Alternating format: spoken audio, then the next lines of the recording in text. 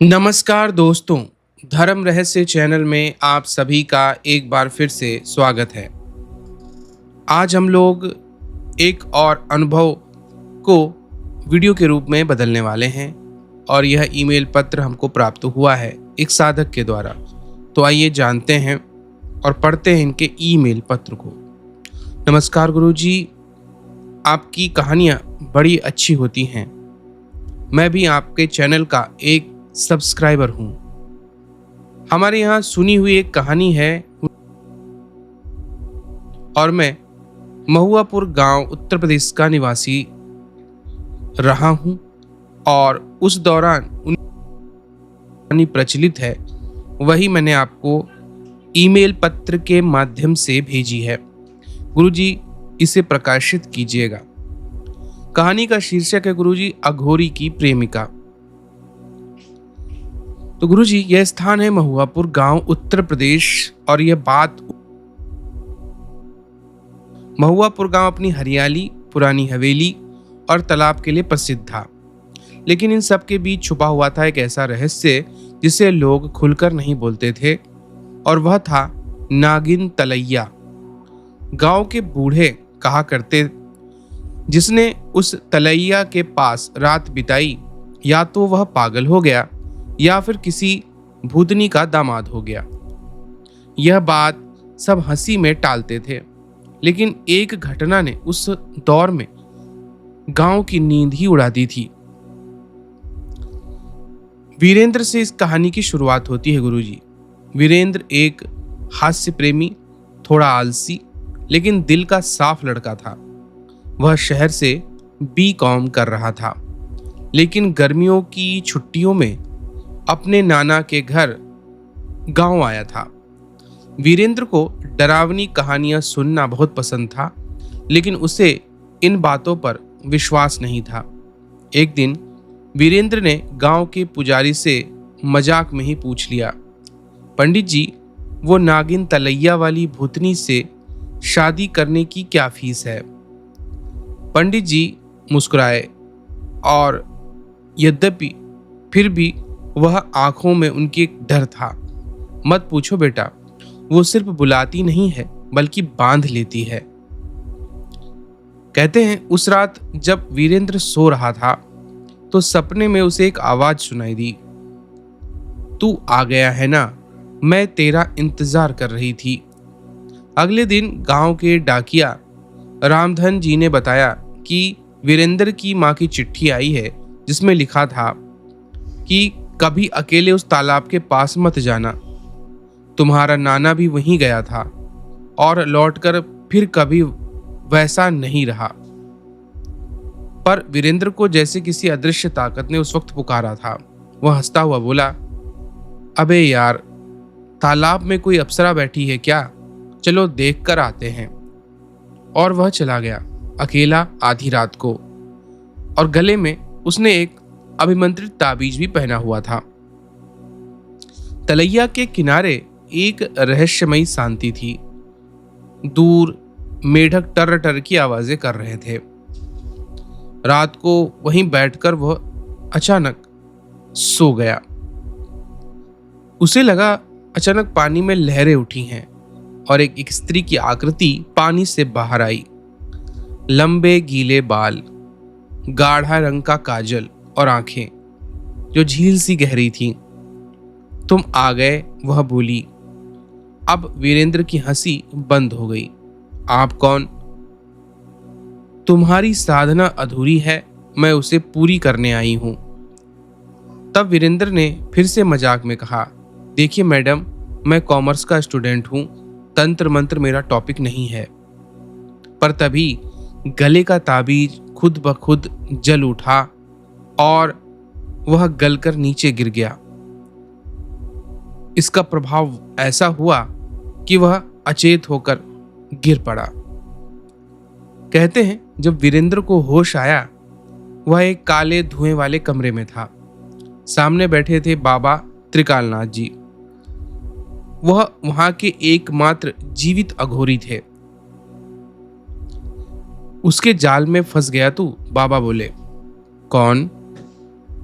उन्होंने कहा, जल यक्षिणी, जिसने 100 साल पहले एक तांत्रिक से प्रेम किया था, पर वह हर 100वें साल एक पुरुष को अपने वश में करती है, और शायद इस बार तू है। अब यहां से कहानी में शामिल हो जाता है वीरेंद्र का एक दोस्त जिसका नाम था बंटी, जो गांव में फोन की रिपेयरिंग किया करता था और खुद को बाबा कहता था। बंटी वीरेंद्र से बोला, भाई ये सब असली में हो रहा है। मैं तो सोच रहा था कि तू तालाब में मछली पकड़ने गया है। वीरेंद्र बोला, भाई मछली नहीं, मछलन ही पकड़ ली गई है। बंटी ने बाबा त्रिकालनाथ को एक प्रिंट आउट थमाया। उसमें लिखा था, how to break ghost girlfriends curse. बाबा बोले, तू क्या इंटरनेट से भूत भगाएगा? यह यक्षिणी है, गूगल नहीं है, मंत्र चाहिए। प्रेम और वासना की शुरुआत होती है। अगली रात वीरेंद्र ने बाबा के बताए मंत्र से रक्षा कर एक बार फिर तालाब का रुख किया। इस बार यक्षिणी और भी मोहक लग रही थी।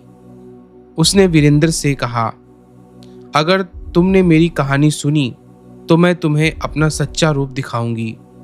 और यहीं से शुरू होती है उस यक्षिणी की 100 साल पुरानी कहानी, जो एक तांत्रिक की साधना से जन्मी थी, पर शायद विश्वासघात से श्राप में बदल गई थी। वीरेंद्र महुआपुर गांव में छुट्टियां बिताने आया एक शहर का लड़का था।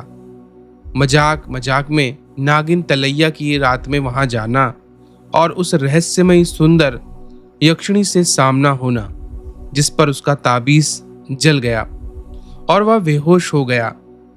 एक अघोरी बाबा त्रिकलनाथ की झोपड़ी में उनसे मिलना। बाबा ने कहना कि यह एक जल यक्षिणी है। तो अब वीरेंद्र जब बाबा त्रिकालनाथ से दूसरी बार मिलने गया तो बाबा ने अग्नि कुंड जलाया और बोले, अब तुझे जानना होगा कि यह यक्षिणी कौन थी और क्यों तुझसे जुड़ गई है। धुएं के बीच बाबा ने मंत्र पढ़ा और आग में एक दृश्य उभर आया। और ये कथा जुड़ती है सन 1902 के कामरूप तांत्रिक पीठ से। एक महान तांत्रिक था उस दौर का, भैरव दत्त। भैरव दत्त वर्षों से कामरूप के जंगलों में एक गुप्त चंद्रवंशी यक्षिणी सिद्धि कर रहा था। यह सिद्धि से वह अपार यौगिक और भौतिक शक्तियां प्राप्त कर सकता था, लेकिन उसकी एक शर्त थी, प्रेम नहीं करना है, सिर्फ प्रयोग करना है। पर तांत्रिक के दिल ने उसे धोखा दे दिया। साधना के 21वें दिन जब यक्षिणी प्रकट हुई, उसका नाम शशि प्रभा था। वह रूपवती, तेजस्विनी और स्वाभिमानी थी, पर जैसे ही तांत्रिक उसकी सेवा करता गया, वह एक परंपरा से अलग हट गया और उससे प्रेम कर बैठा। शशि प्रभा ने उसे चेताया, अगर तू मुझसे मोह करेगा तो यह सृष्टि तुझे क्षमा नहीं करेगी। भैरव दत्त ने कहा, तू अब मेरी शक्ति नहीं, मेरी आत्मा जैसी है। और फिर उनका मिलन हुआ। प्रेम, वासना, तपस्या की अद्भुत त्रयी ने एक नई ऊर्जा को जन्म दिया, पर यह भी उसका पतन ही बना। कुछ समय बाद भैरव दत्त को लगा कि वह अमरता जैसी पार कर चुका है। उसने शशि प्रभा को सिद्धि देकर बंद कर देना चाहा, पर यक्षिणी का हृदय टूट गया। उसने रोते हुए कहा, तूने मुझे भोग की वस्तु समझा था और अब तू साधना के बाद मुझे त्याग देगा। शशि प्रभा ने कहा, मैं स्वयं को समाप्त कर लूंगी, और जाते जाते श्राप दे दिया, मैं हर 100वें वर्ष लौटूंगी उस देह में जो मुझे प्रेम देगा, और तुम जहां भी होगे मेरी तलाश करोगे, लेकिन मुझे कभी पा नहीं सकोगे। और तब से हर 100 वर्ष बाद कोई न कोई युवा उस तलैया में जाकर उसी प्रेम की अग्नि में जलता है, और इस बार शायद तू चुना गया है वीरेंद्र।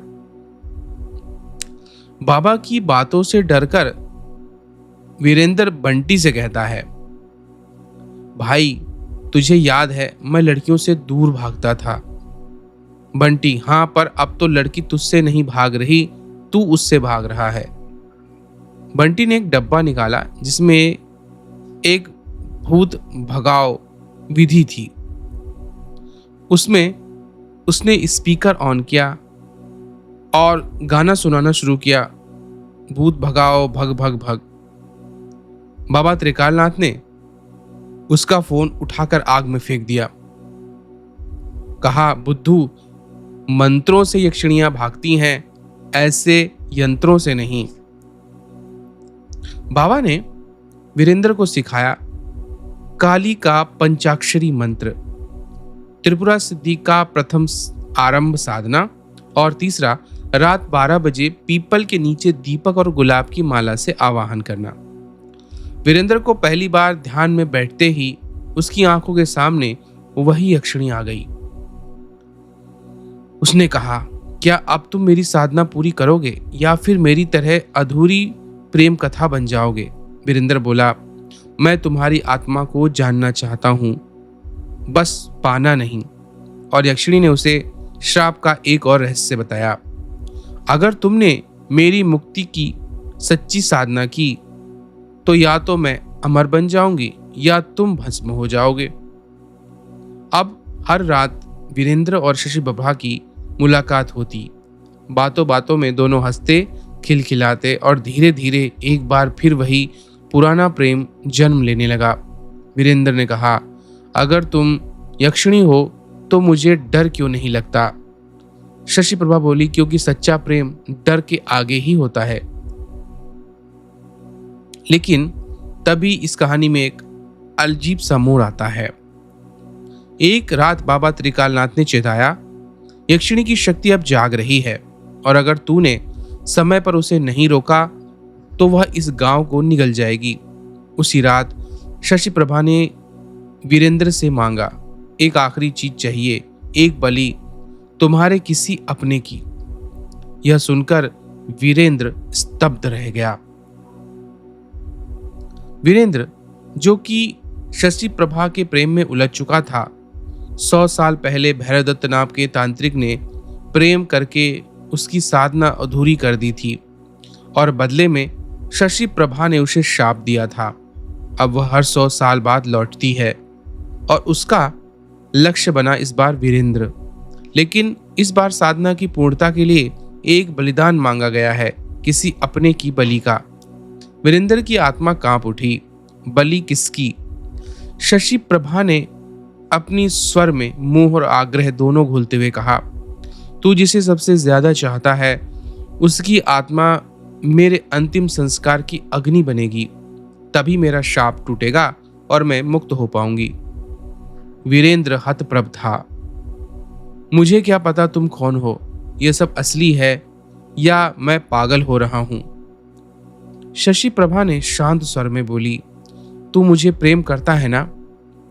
उसने कहा, हाँ, पर मैं बलिदान भी नहीं दूंगा। अब आता है वीरेंद्र का प्यारा, चपल और कॉमिक दोस्त बंटी, जो पिछले भागों में हल्का फुल्का उसकी सहायता कर रहा था, लेकिन अब उसे भी यक्षिणी ने अपनी चपेट में ले लिया। वीरेंद्र ने उसे बताता है कि बलिदान की बात आई है और बंटी डरते हुए कहता है, भाई, कहीं मैं ही तो सबसे प्यारा तेरा नहीं हूं? वीरेंद्र हंसते हुए बोला, तू प्यारा कम, प्याज ज्यादा है, पर नहीं, मैं तुझे बलि के लिए नहीं लूंगा। लेकिन उस रात बंटी के साथ कुछ अजीब हुआ। उसने सपना देखा कि तालाब के पास वह खुद खड़ा है और शशि प्रभा उसके सामने कह रही है, तू असली बलिदान है। सुबह उठते ही बंटी की आंखें काली पड़ गई थीं और वह अजीब अजीब बोलियां बोल रहा था।